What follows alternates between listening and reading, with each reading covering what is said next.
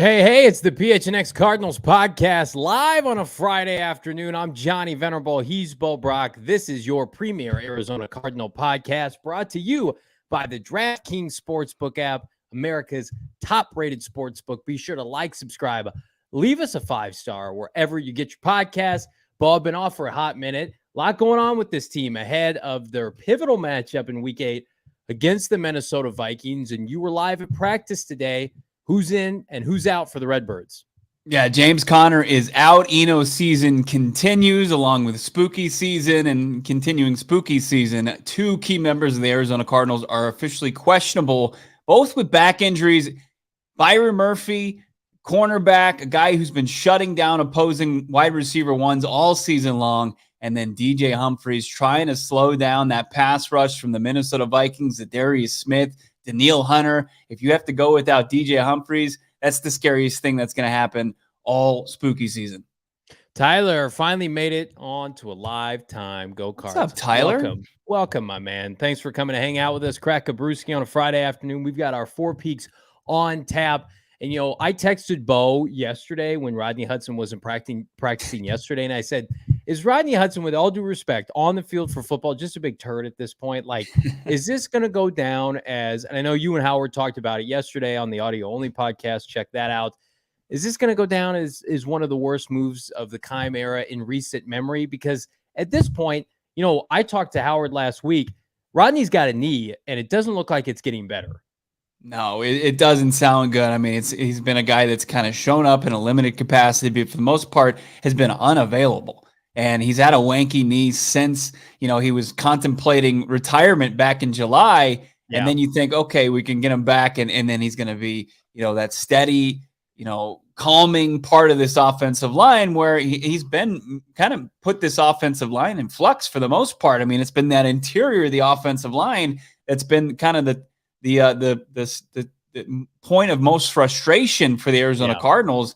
I like what we saw from 1 week. Billy Price, obviously, I'll see a few Bengals fans enter my mentions anytime I say something complimentary of Billy Price, and of course, Giants fans. And hopefully, they're more concerned with them being a one-loss team at this point and focus on their own squad. But they always like to say, "Oh, Billy Price sucks." But I was encouraged by Billy Price outside of the one red zone bad snap that he had. Kliff said he was stout, and I think that this team has pretty solid expectations for him in week 2, starting at the center position. Well, now you also have to contextualize it. Like Rodney Hudson was not the Rodney Hudson of the Raiders and the Chiefs since he's been here. I know they were good with him last year, but I almost think that was an intellectual factor. Like he is so smart and so savvy pre-snap at the line of scrimmage. But in terms of his play, when was the last time we have seen Pro Bowl level Rodney Hudson go out and just drive people downfield like Tyler Lindenbaum last night for the Ravens? I think the drop-off is significant from pre-snap, but, I mean, it's like apples and oranges watching their play. I mean, Rodney was not good when he played this year. Now, he may be hampered because his body's failing him. That's probably what's going on, but I'm with you. I think Billy Price for the rest of the season looks like that's where this is going to trend to. It's just dicey because then you've got a backup at left guard and Cody Ford, who has started before. Billy Price is technically a backup, was unsigned until the Cardinals plucked him off the street. And then Will Hernandez, we'll see how he finishes. I think the interior is something to watch for. I also think right now DJ Humphries at left tackle returned to practice, Bo, but does that mean he's a lock to start on Sunday? Yeah, he's questionable. And backs are something that are pretty unpredictable. And if something flares up, making the trek from Phoenix to Minneapolis, you could be in trouble. Same thing goes for Byron Murphy. So, you're trying to slow down this pass rush. It's got 5.5 sacks from Zadarius, 3.5 sacks from Danielle, quarterback pressures all over the place. You need to be stout at the tackle position where left tackle, they've been sound with DJ Humphries. We haven't said his name. That's a great thing as far as offensive linemen go. He's been penalized a few times. I think 5 penalties against Hump, but he hasn't given up a sack at the left. He's been a steady, blindside protector for Kyler Murray. And then you got the same can't be said on the other side with the right tackle position with Kelvin Beachum, penalized 4 times and he's given up 4 sacks. So he's been a big point of frustration for this Arizona Cardinals team. But I think you made a good point there with Rodney Hudson. Like intellectually, as far as, nobody watches and consumes more film than Rodney Hudson, according to Kliff Kingsbury and Kyler Murray, and what he's done pre-snap and setting up the offense and making adjustments. That's pretty invaluable, right? But then as far as protection, as far as snapping the football, as far as like in play, how he's performed at his position, I think Billy Price, from what we've seen in very small sample size, is pretty similar, if not better, right? I think, and then you've got like the lowest tier of that, like you see guys before they acquired Rodney Hudson, what the center position used to look like, where guys just couldn't compete with Sean Hartwell. So at least they have a solid, option B and maybe something to move forward with in the future in Billy Price, because he was a first-round talent. And you can see all the things that people have pegged him already in his early NFL career, but he was a first-round talent, played Big Ten football. That's where big offensive linemen usually come from, Ohio State's, Michigan's. And, Billy Price, if with the right tutelage under a guy like Sean Kugler, who knows? Maybe the guy can become a starting caliber center in the NFL, and it starts, potentially here in week 2. You worry about too much change too fast with the Cardinals offensive line if Josh Jones is forced to step in for DJ Humphries. I think we both are cautiously optimistic. Humphries returning back to practice today, that he could potentially go on Sunday morning against the Vikings. But if you need kind of a saving grace, you watch Josh Jones and Kelvin Beachum go against that vaunted pass rush for the Cowboys last year, do a phenomenal job. Josh Jones is a starter waiting in the wings, waiting to happen. It'll probably be for Kelvin Beachum once he departs in the offseason. So I feel good about that in a singular game. I just don't want this to become a rotation of new guys every week. But, I mean, the Cardinals are dealing with it, so is everybody else. So we move to the running back position. James Conner, after practicing, Bo, for much of the week, is out now. So I don't know if he re-aggravated his ribs. We've got somebody in the chat, Calvin, saying, hey, Bo, great to see you again. Got any insight on how long Conner will be out? We all thought this was a minor injury, and it looks like it's anything but at this point. Yeah, Calvin, I mean, what Kliff Kingsbury told us, he didn't say it directly, was it a setback or not, but it was definitely a situation where he just can't go on Sunday with that rib injury, but they're looking at it as a week-to-week injury. So, as far as long-term, I don't think it's something that they view as an IR. They have never viewed it as an IR situation, and Kliff says they're going to shut him down, and then the hopes are that he can go in week 9 against the Seattle Seahawks, in that hopefully redemption game against Seattle after they kind of shut down the Cardinals offense a couple weeks ago. So James Conner just sounds like, it's the status quo for the last 3 weeks with him, where he's close, but just not well enough to go. And that means, Benjamin, coming off probably his best game of his career, right? Thursday Night Football. I don't think there's any question about that. 92 yards, over 100 yards from scrimmage and a touchdown, and also pick it up pretty well in pass pro. You have to be excited about some more opportunities for Eno, and Darrell Williams is day-to-day in a game-time decision coming back from a knee injury. Probably going to be what we saw last week, Eno, Keontae Ingram. Well, the Vikings give up the most yards per play of the NFL. 6 yards per play. They're susceptible to the pass and the run. And I don't think they played an offense when the Cardinals are humming as potent as the Cardinals offense outside of Philadelphia, which happens to be their one loss. And I'm with you. The Cardinals made a lot of investments in the offseason with older players, and we're seeing what happens. Rodney Hudson, they doubled down with Justin Pugh. They brought back Zach Ertz. They brought back James Conner. And it's like some of these guys, number one, were available for a reason. And as you get older, your body starts to break down, and it's expensive. We've seen that with Watt in his 2 years with the Cardinals battling his injuries. And I think, you're watching Tampa Bay, right, which is the epitome of old and slow right now, lose to Baltimore. And I'm watching Leonard Fournette. I said this to Shane on PHNX Bets earlier today, and I'm watching somebody like Rashad White. And it's not even close, the explosiveness. And I feel the same way watching Eno Benjamin. That's not a knock on James Conner. And I think Conner has a role certainly when he comes back, especially short yardage in the goal line. But 20 yards to 20 yards, I think is a more well-rounded Chase Edmonds at this point. He's much more physical. You look at the run he had on 3rd and 8 last week and the touchdown and the 2-point conversion. I mean, he is much more physical, Bo, than I think people give him credit for.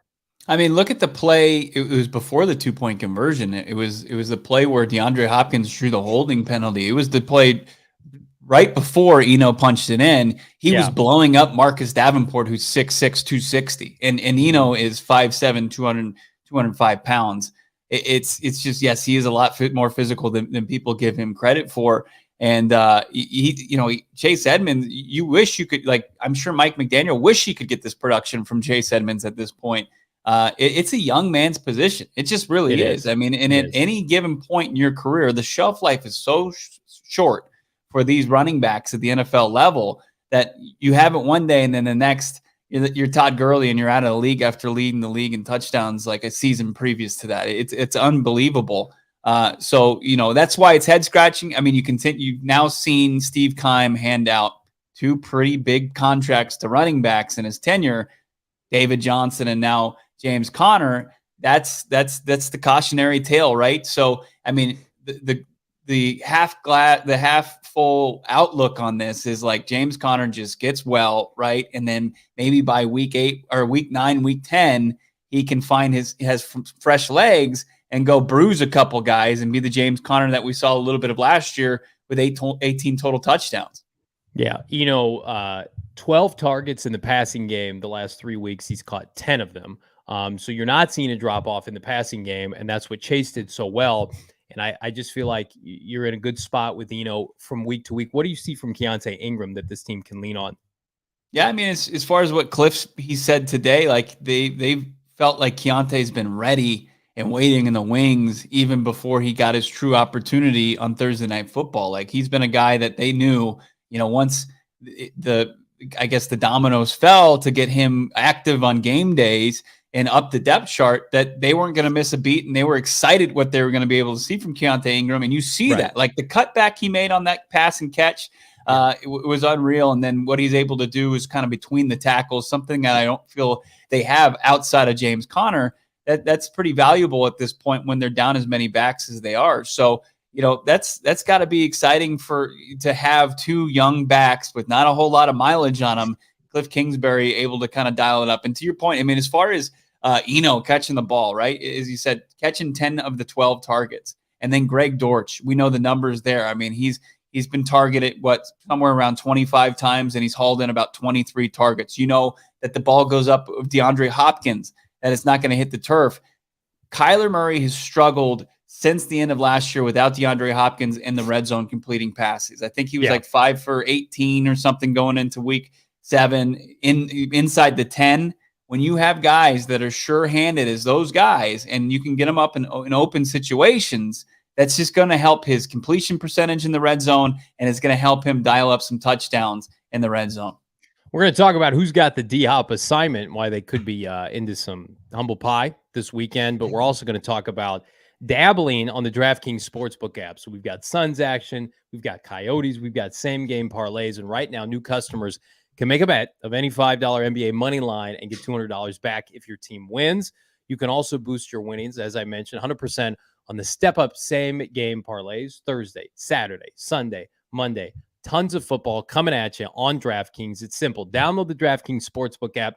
Use that promo code PHNX. That's promo code PHNX on the DraftKings Sportsbook app. Minimum age and eligibility restrictions apply. See show notes for details. My DraftKings pick of the week. We're going to get to our actual picks for this game here in a little bit, but it's going to be the over for longest rush in this game for Kyler Murray right now on DraftKings. You can get this, I think, almost at even money. Kyler Murray over 12.5 longest rushing yard. I see him on a zone read with Benjamin, read option on the perimeter, taking off against this Viking defense. A lot of ex-Cardinals on this Viking defense. Jordan Hicks, Patrick Peterson, not what they once were with the foot speed, Bo. That sounds like first drive. You could potentially cash that bet. That sounds like a good one to me. What also sounds great is the Yotes inaugural home game tonight at Mullet Arena, and our watch party, tailgate watch party going on with the PHNX Coyotes crew at Four Peaks. You can enter to enjoy, or you can hang out. It's free to enter. You got $3 beer specials. You can watch on the 20-foot jumbo screen, and you can register through the link in our show notes. There's still time there. Also, hook yourself up with some discounted beer.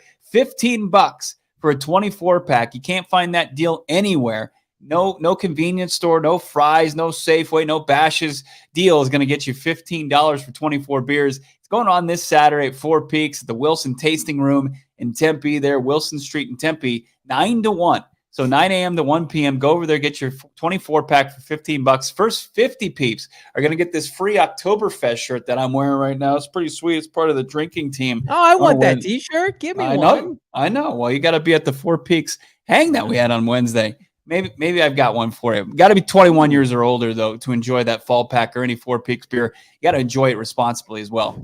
Mike, you're right. Pat P, again, talking that garbage, talking that bullshit. That's where segment number 2 comes in. It's our Vikings preview. And where do we start? Of course, it's with P2. And let me preface all this, Bo Brock, by saying I love Patrick Peterson. He belongs in not only the Ring of Honor, but hopefully the Hall of Fame one day. I root for him actively. But, man, he cannot stop talking about the Cardinals since he left Arizona.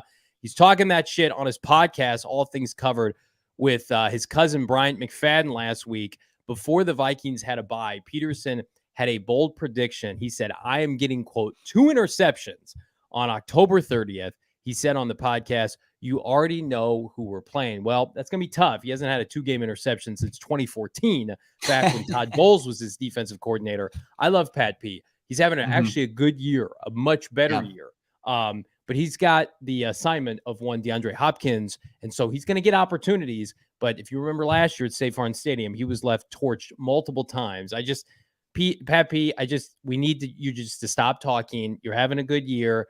Well, I don't know why he holds all this ill will against the Cardinals. Other teams could have signed him to robust contracts. You know what? You know what the league said? You're good enough for 1-year contracts right now. We're going to give you 1-year contracts. Yeah, you get less like jilted ex vibes from like Giselle and Tom, and that's like a fresh breakup. Like he's still talking about his ex. It's really like at this point, you have those friends. You're like, dude, it's over. Like you guys broke up how many years ago? Like we don't need to hear about this any longer. It's long ago. Everybody made their mistakes, but at the same token, like you're not holding yourself accountable and responsible for anything. Like you asked for a trade in 2018, and he gets upset that this team, he claims that they don't pay defensive players, but they've historically paid defensive players. We got a super chat here. Redbirds 224 said he just copped 2 PHNX cards tees. I need to make maybe we're just effing better joint ASAP. Absolutely, that's one of my favorite shirts as well. JJ Watt's famous saying after they beat the crap out of the Browns without their head coach because he was out with COVID.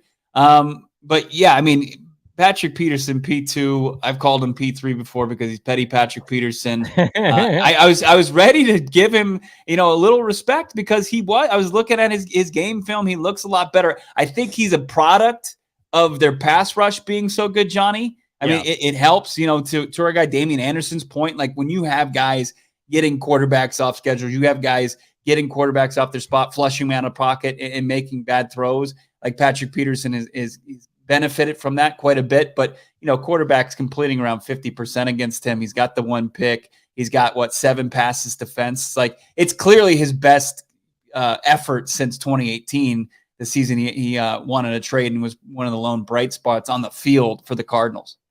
Eloan, we love you too, my man. Thank you for making our day by tuning in to PHNX Cardinals. We appreciate it. So I'm going to go through the quarterbacks that the Vikings have faced this season. Okay. Because it's not great. They got Aaron Rodgers in week 1. The Packers look like a shell of themselves. They have no wide receivers.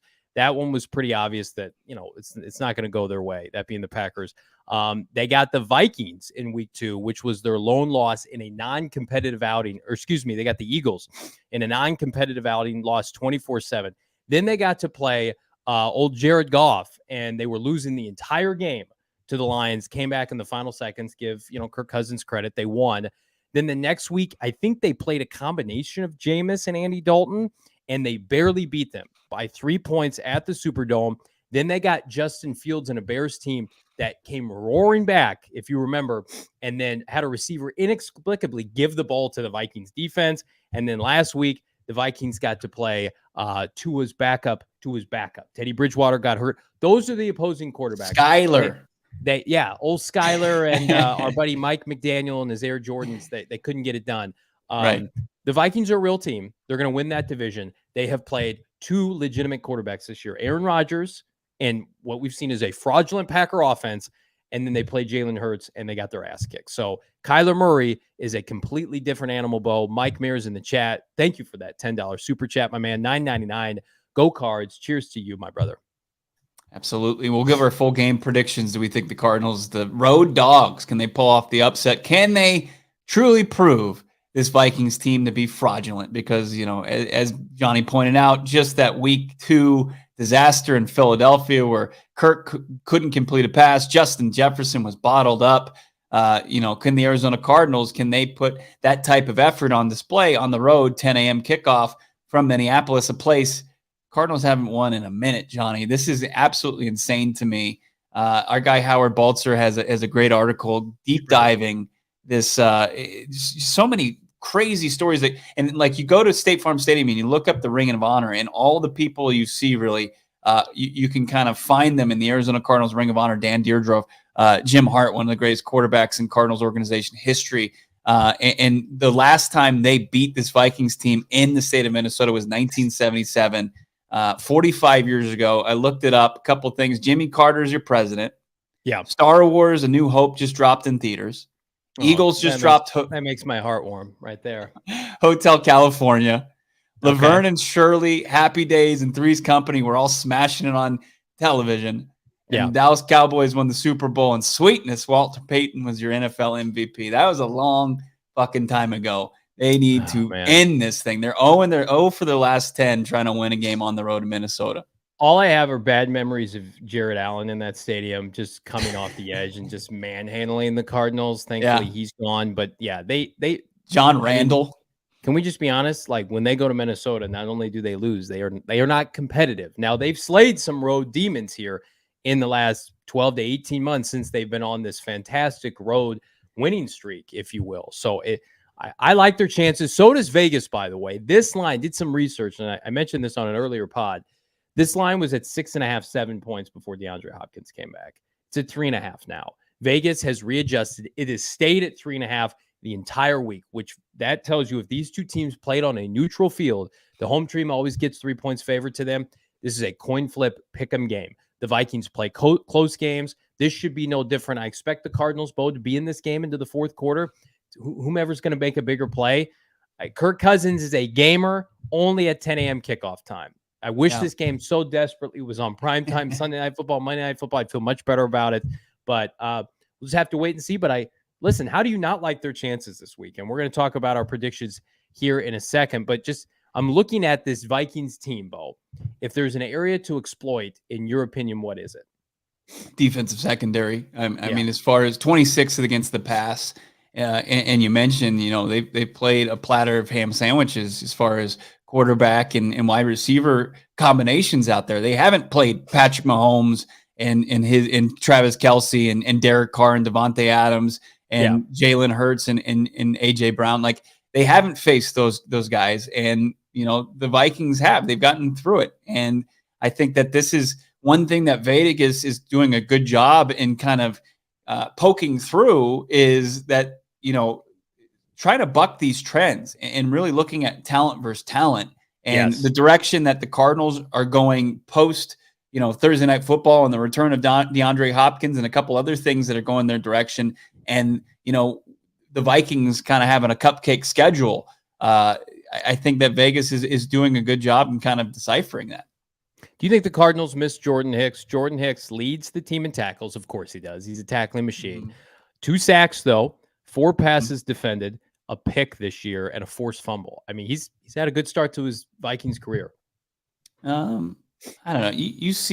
We watch Jordan Hicks play each and every week, and you see the numbers there, but then you also just kind of see sometimes he gets beat and he can't kind of catch up with young NFL playmakers and stuff like that. I just don't.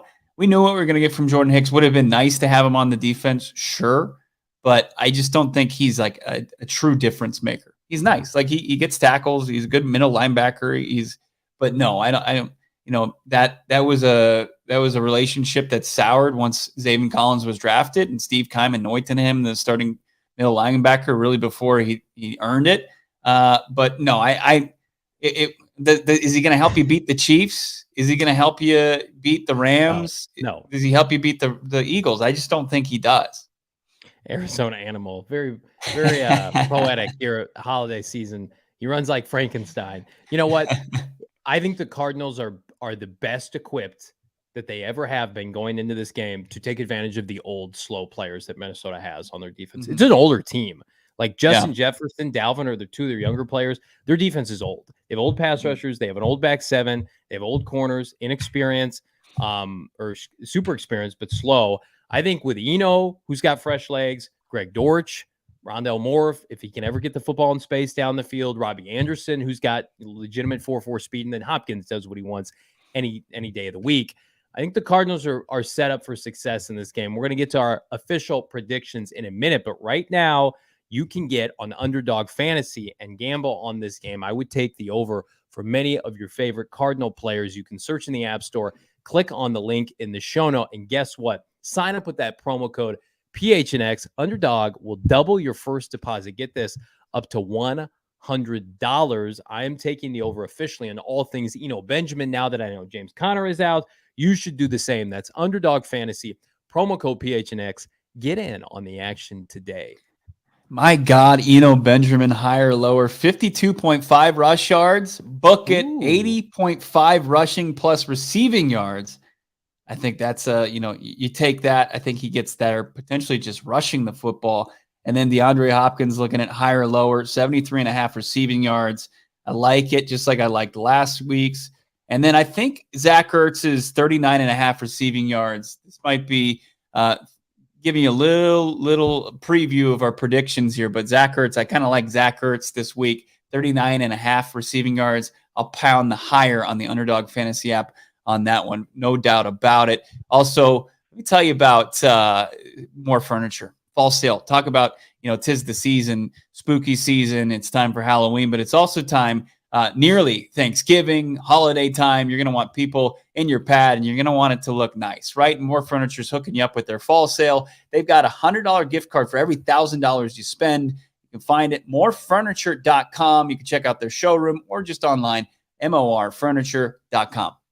I'm going to pull an audible here. So I'm going to put our predictions on hold for a second because I feel like I've been cheated. I've been out last 2 days, and we haven't got to talk the trade market. I missed the trade of Robert Quinn on Wednesday, and now we're hearing Bradley Chubb potentially could be available if the Denver Broncos and our friends at DNVR take the L in London. We don't root for losses, but wouldn't be the worst thing in the world. Things are up in the air with Daron Payne. We've got JP in the chat saying Gamble said probably not Chubb. Still holding out hope for Daron Payne. So, all right, Bo, we're sitting here. We're probably going to do a trade deadline special early next week. Like, if there's one move to be made and you had a chance to talk to Kliff Kingsbury today about the trade deadline, what would it be in your mind?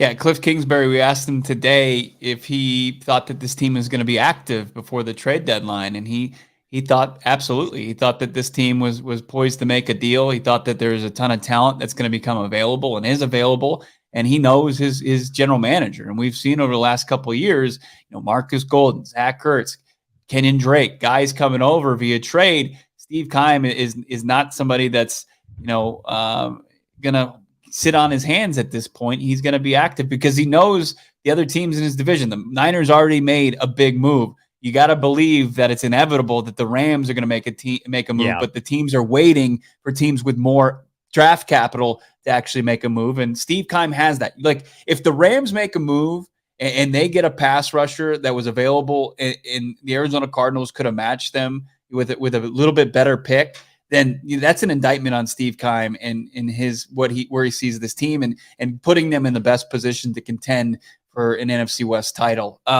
So we'll see. I mean, we see Daron Payne. I think that he would absolutely be great with where they are with Rashard Lawrence, poor guy, probably going to see his second surgery of the season. He had hand surgery already. They're gonna kind of see how the next 4 weeks go before he gets cut into that shoulder. But it's a real possibility that happens to Lawrence. Saw him leaving the complex the other day, his arm in a sling. And then if you can get Daron Payne, I mean, he's an upgrade over Lawrence, who's having a solid season. He's also a guy that not only helps you against opposing run games, but he's already got 4 sacks on the season too, playing in the middle. And you couple him with Zach Allen and J.J. Watt, and it makes a guy like the junkyard dog Marcus Golden opens up some rush lanes for him too to get to some pass rush lanes. So I would really love Daron Payne. Bradley Chubb is a slam dunk. If Gambo's saying no on that, it seems like it's a pretty big name to where you can get some insight on whether or not that's a reality. And unfortunately, it doesn't sound like it. So could you get a Deron Payne and then maybe a guy like Jerry Hughes? Like, I don't think you need to necessarily stop at one pick. I mean, you've got 1 through 4 as far as the rounds of draft picks that you still have. You gave up a 5th rounder for Cody. You've got 2/3. Yeah, you've got Cody Ford, who you already acquired, and then Trayvon Mullen. If he plays 8 more games, his pick will turn from a 7th rounder to a 6th round pick. So you've got most of your picks, plus potentially 3 compensatory picks that you can play around with. I mean, those aren't available to trade, but you can maybe give up your 4th. You could give up your 3rd. And as Johnny said, you could get that 3rd back for Christian Kirk or Chandler Jones. Yeah, and Naj in the chat saying maybe there's kind of a difference of opinion with Gambo, or he's kind of going back and forth. Somebody pointed this out to me, and it's obvious. I mean, Chubb went to Keim's alma mater, Adrian Wilson's alma mater, NC State. They scouted him before that draft. I don't think Bo and I are going to sit here and say the Cardinals would not love to have Bradley Chubb, but he's inconsistent at times. You would want him on your team, but what's the price tag? Where somebody like Deron Payne, like I love a guy who's competing on a bad team because he's going to buy into your culture and come in and kick ass for you. And he plays that unicorn position where you can rush the passer, defensive tackle. If George Payton said, "Hey, it's going to take a 2 and a 4," do you pull the trigger on that deal? I would. What's Deron Payne costing me? Am I getting a hard no from Washington? Oh yeah, I mean Deron Payne would probably cost you a 2nd or a 3rd. So I would take the defensive tackle that can rush from the interior. Because here's the deal with Bradley Chubb. He's a free agent to be, I think, after this season, or they haven't picked up something's going on with him. I would love to have him, but a 2nd and a 4th seems a little rich. But I would be excited about it. If it's just a 2nd, maybe. Yeah, I'd be fine with that. Totally fine with that. And that wouldn't, that would allow you then to go into the 1st round of next year not having to force a pass rusher, even though it's going to be a quality pass.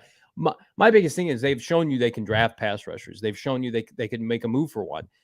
They have not been able to find that unicorn at defensive tackle in early rounds. We'll see with Zach Allen. I think he's a player worth resigning.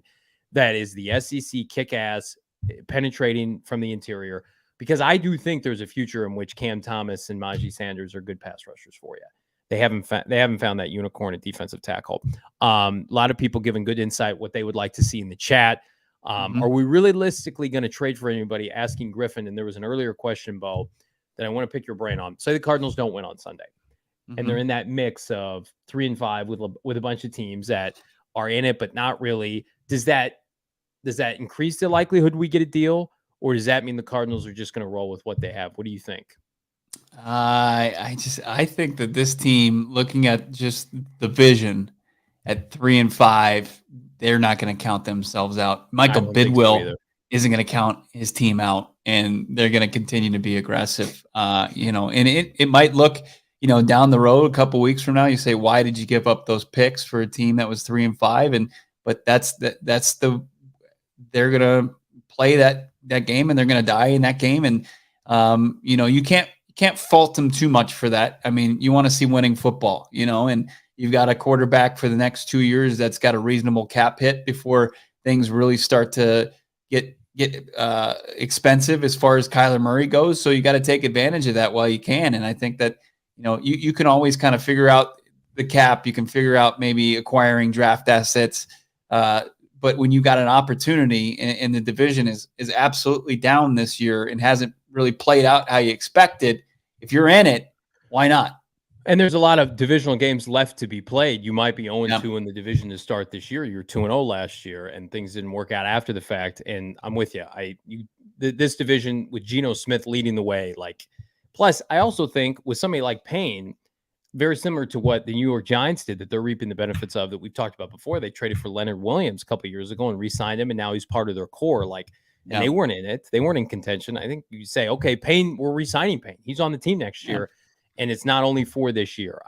That's why I like the idea. If you want to give up a premium pick for a premium player, that it's beyond just a rental. So we're going to get into more trade speculation after Sunday's game. But let's talk about Sunday's game and our official predictions for Cards at Vikings. Bo, kick us off. Who do you like?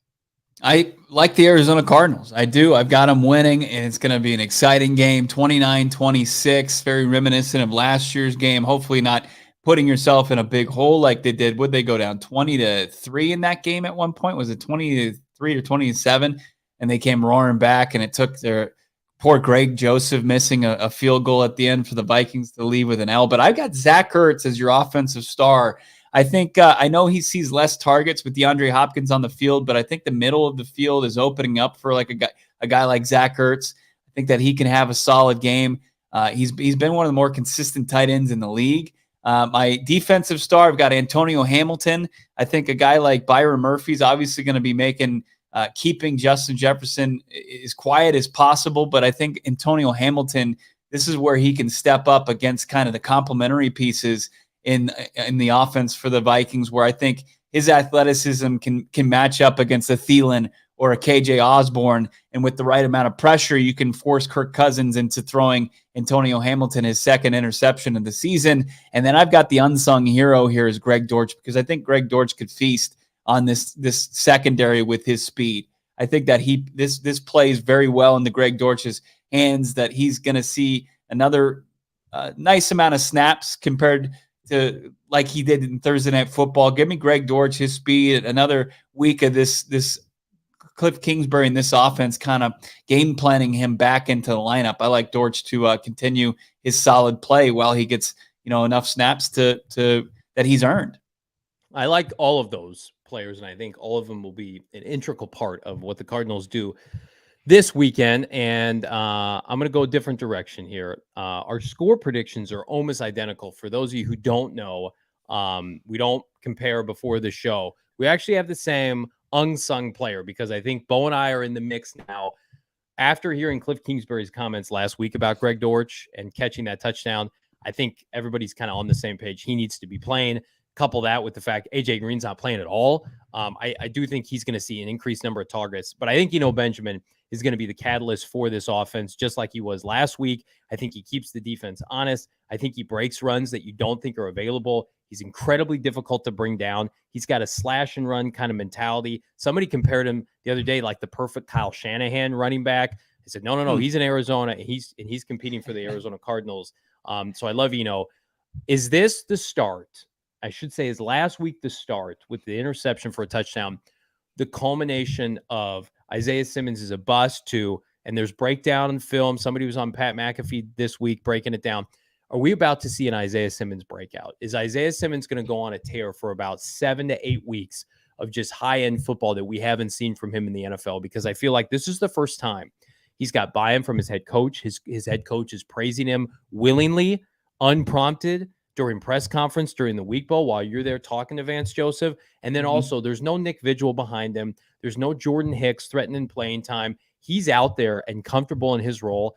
I just feel like I think we're going to get another play, not pick six worthy, but another play from Isaiah Simmons this weekend where it's going to be a sack, forced fumble. We talked about it earlier this week. He's got the highest pass rush grade of any Cardinal on PFF right now. Dispose him in the backfield. Let him get after Kirk Cousins' ass. I feel like this is going to be a continuation of the Isaiah Simmons experience trending upward for the Cardinals. I think he's playing with the most confidence he's ever played with in his NFL career. And, year 4, you hear the comments from his DC and Vance Joseph the other day saying that for the last 6 weeks, he's been unbelievable. He's been awesome. He loves what he's seen from Isaiah Simmons. He kind of took his medicine after week 1. He didn't play the next 2 weeks. And then since then, he's been exactly what they wanted for him, what they envisioned when they drafted him. Sure, you're not seeing a ton of production, but you saw it on full display last week, what it could look like. Yeah. You've seen 2 game-changing plays from Isaiah Simmons. You saw the one in Vegas in overtime, and then you saw the one on Thursday Night Football. And, I think that, is it going to be Kirk Cousins probably wouldn't know what to do if he's got an athlete the caliber of Isaiah Simmons bearing down his neck. I think that's a great, maybe try to put that on full display come Sunday. But yeah, I mean, we talked to Isaiah today, and I'll post some of the videos on PHNX_Cardinals on Twitter and my own Twitter account. He's like in line with he's in lockstep with Vance Joseph. Like he wasn't, like this defense was not satisfied with their performance on Thursday Night Football. Like they had a meeting on Friday morning where Vance Joseph laid into him. I'm sure some of them went in there and were like caught off guard by this, but he absolutely just said that it was the 3 plays that they gave up. One, the former first round bust, Kevin White, like he said, that's unacceptable. And we heard that echoed today from Isaiah Simmons. Like, these guys are focused. They're focused, and they're not just going to kind of take giving up 34 points is a big W just because they got back-to-back pick sixes. So you have to like that, especially coming from a guy like Isaiah Simmons, that he's not going to be satisfied with mediocrity just because he had a shining play. Our guy in the chat, Vance, is the unsung hero of this season so far. I would agree with that. I think his praises are starting to get sung by Cardinal fan base and national media alike. I would also say, Bo, we're all the same mindset. Nobody's freaking out after Cardinals' lackluster defensive performance, especially in the second half.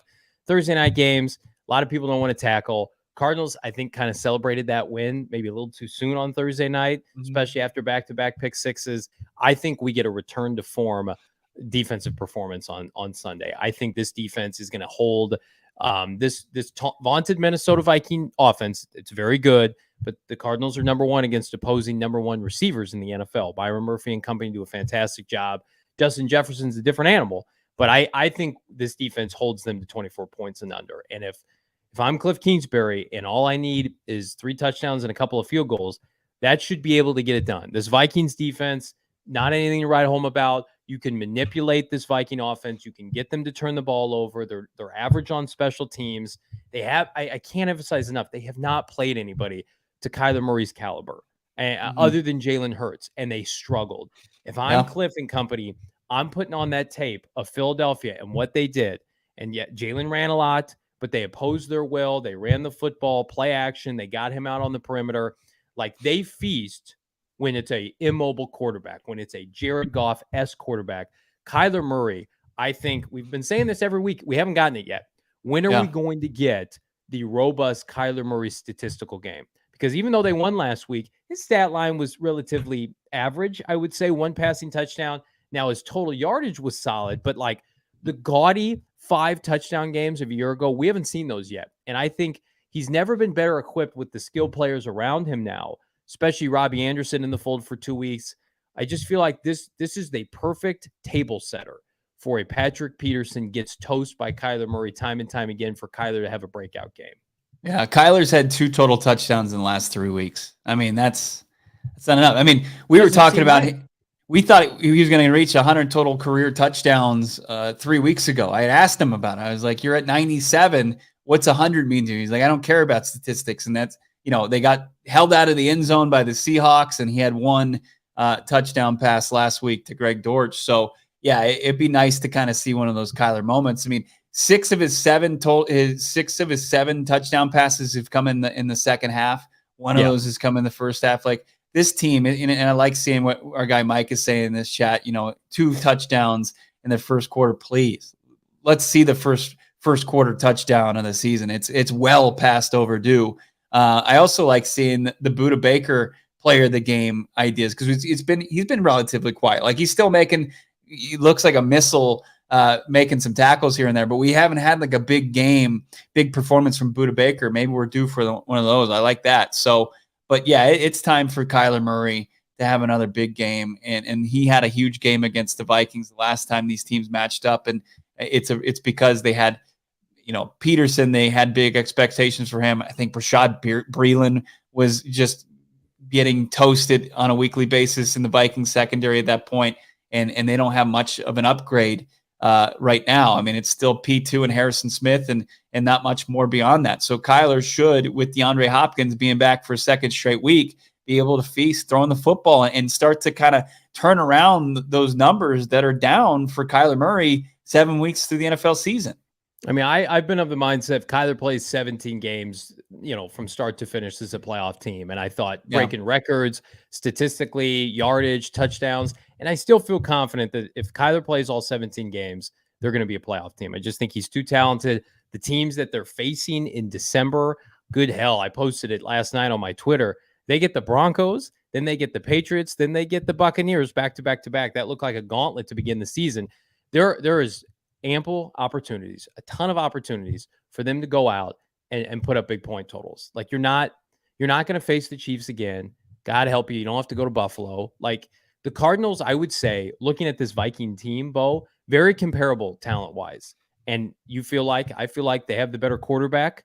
That should mean something. I don't know much about their head coach, Kevin O'Connell. He's doing a nice job. He's playing to Kirk's strengths, but this is not an unbeatable team. I would say of all the one-loss teams in the NFL, they are up there with the most fraudulent one-loss teams. Wouldn't you think so? Yeah, absolutely. I don't think we're sleeping on them. I want to see what our expectations are for Robbie Anderson here in a bit. But also, speaking of sleep, OGs is doing something completely different. They're changing the game. They got their sleep edition gummy. You don't want to sleep on these? Yeah, you heard us right. OGs is now flavoring dreams along with flavoring life. 2-to-1 THC to CBN ratio. CBN is the compound that helps specifically with falling and staying asleep. The sleep edition gummy is their new aquaberry flavor. Really delicious. They highly recommend you check out OG's online for all their products. Check it out, ogsbrands.com. That's OGEEZ brands.com. Check them out on Instagram as well at OG's Brands. Find their products in your local dispensary. Got to be 21 years or older to purchase. I see in the chat, Johnny, asking kind of like, or saying, will they trade AJ Green on Monday if Anderson breaks out? Yeah, absolutely. What do you anticipate from Robbie Anderson in week 2 in a Cardinals uniform? And are we going to see the last of AJ Green in the Cardinals uniform? Well, I don't think Robbie has anything to do with that. I think AJ's kind of dug his own grave. I think he's lost confidence, and Kyler Murray is done with AJ Green. He hasn't come out and said that, but I mean, they were trying to give him the ball and they couldn't catch the ball. And if you're getting offered anything for AJ Green, a ham sandwich, a day 3 draft pick, some veteran depth for this season, you take it. And I think the Packers are going to get their ass whooped on Sunday Night Football and be incredibly desperate.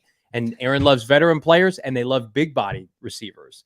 So, I mean, do you even go one step further, and do you play AJ Green and try to showcase him? I don't know. But as far as Robbie Anderson goes, I think probably maybe 5 targets, 3 to 4 receptions, high yards per carry or high yards per catch, I should say. I would say between 40 and 50 yards seems safe. But, I also agree. I think Zach Ertz has a good day. I think Hopkins gets another 10-plus target day because, of course, he should.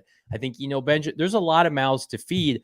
Robbie is a specialist, and this is what this team needs. He is a specialist to go deep and burn you deep. And I think the Cardinals need to try that, not only for the big play, but the big pass interference play. We all hate right now that Kliff Kingsbury has turned Rondale Moore into a specialist, a screen specialist, a gadget player. But I think they can get the best possible specialist role from Robbie Anderson. I don't think he's a rhythm player right now. Doesn't know the offense well enough. He's lost a lot of his confidence, dating back to when he's been a Jet. I'm just guessing. He hasn't produced like he has in a couple of years. So just put him out there to do what he does best. Put him on a second or third or fourth string quarterback and let him pump the field vertically and give Kyler Murray enough time to just air it out. I would try it 2 or 3 times during the game, Bo. Yeah, pump the field vertically. I like that. That's pump it. Yeah, Kyler, pump the field vertically. Do it, Kyler and Kliff. The football term. Have you heard of that? Yeah, absolutely. This isn't like one of our late night podcasts. I'd be a little concerned if it was. AJ Green. I mean, Robbie Anderson played 12 snaps, and you saw 1 deep ball, right? Yeah. To him. So say you double his snaps and you double the amount of deep balls targets that he sees. I got to imagine, your hit rate on that.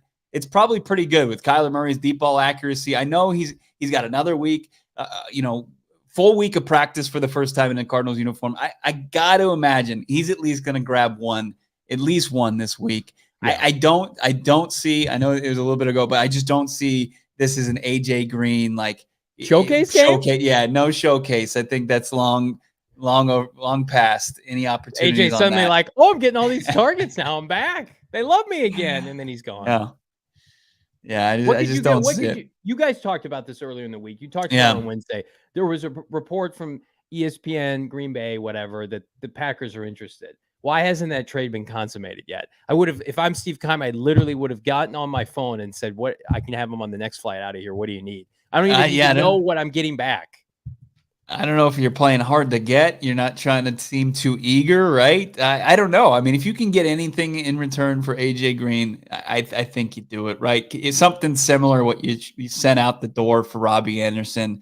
Not a 2023 pick, probably 24 or 25, late round pick, if you get anything, if it's a money ball thing where they'll stock your soda machine, I think that's something you should probably consider. And then also like keep in consideration, like AJ Green has money on the books next week, the way they worked his contract this year. So if you can get, something to kind of soften the blow, that's a win, because it's not a guy, he's not a young receiver. It's not like, oh, well, he'll just get some reps or we'll let him sit now and he'll practice and maybe he'll find it. Like he is what he is. He's a 34-year-old receiver who had a little bit of a resurgence in 12 games last year, and looked good playing opposite DeAndre Hopkins, where now I think you have better options. When you look at the film last week, there were a lot of setups where Rondale Moore was outside. So, maybe we see more Rondale. I'm not a fan of that. And he might just be a placeholder until Robbie Anderson gets up to speed. But sure, I can see that. I mean, and also we haven't talked about it yet, but I'm really excited about another week of DeAndre Hopkins moving around of this offense. Yeah, we saw the route tree. It looked like nothing we've ever seen before under Kliff Kingsbury. So maybe he's just been saving that up all offseason. JP in the chat, 7th round can be valuable. Listen, we're playing with house money here with old Benjamin. I would take a back in the 7th round every year. I would let James Conner go. I would imagine that's a decision for the offseason, but I think we're, again, kind of getting on something where the older guys, old and hurt, stay hurt, expensive, free agency, kind of fool's gold. But I do think we're going to get an AJ Green trade, and I think we're going to get a trade for a defender to help this team. And God, what a shot in the arm would be if Cardinals pull out a close win at Minnesota, and then Monday or Tuesday they make a deal for somebody. That's about as good as it gets for Cardinal fans. This is the best podcast that you can get for Arizona Cardinal fans. Check us out at gophnx.com. You can check out our guy Howard Balzer cranking out premier content. Promo code Howard. And how about some of the gear that we talked about earlier? Check it out at the PHNX merchandise locker. We've got the Hollywood Hills sign on top of Camelback Mountain. Look at that. Chef's kiss. Listen, I ordered mine, and I can't wait to rock it this weekend on our PHNX tailgate show live with myself, Bo Brock, Saul Bookman, Shane Diefenbach, producer extraordinaire Emma. We also got the celebratory touchdown t-shirt. Check it out right now. I love it. So fresh. I got this coming in the mail too. I can't wait. I don't know what I'm going to rock. But I'm gonna pick one of them. You should get both and just rotate like you should. 500 in Duran Payne would light up Arizona. Hell yes, it would be like Christmas in November. We deserve that, right? We got a shitty free agency period. It's time to celebrate. And thank you for celebrating your Friday night with myself and Bo Brock. It's been a crazy week, but a dub on Sunday, Bo, would go a long way. Absolutely would. We haven't mentioned JJ Watt. I'm sure he wants to go out there and perform as a first-time Papa. Johnny, I didn't get to talk to you about this, but did you see JJ Watt at practice the other day? He looked like he forgot his gym uniform at home. He was wearing long baggy shorts, I don't know. He looked like he was struggling to put it together as a first-time father. He's in the thick of it, no doubt about it. He is. And this is the period that fools you. Bo and I know this as being fathers of many, many children. Some of which we know about, right? Right. When those first couple of weeks, they fool you because they sleep a lot. Everybody in the chat who's got kids know, like, oh, first 2-3 weeks, hell yeah, I got this. And then it becomes, nigh the living dead. And you're walking around on 2 hours of sleep and energy drinks. But yeah, I'm happy for old JJ. Get a sack or two for the youngster on Sunday, and give this video a like, by the way. Subscribe to the PHNX Cardinals podcast wherever you get your podcast. Here's good news. It's an away game. So we get Bo Brock in studio all day Sunday for your premier Arizona Cardinal halftime show, Arizona Cardinal PHNX post-game show, myself, Bo Brock, maybe a little bit of Frank Sanders, maybe a little bit of DA Damian Anderson, and hopefully celebrating an Arizona Cardinal dub. For Bo Brock, I'm Johnny Venerable. We'll see you Sunday. Peace. Have a great weekend.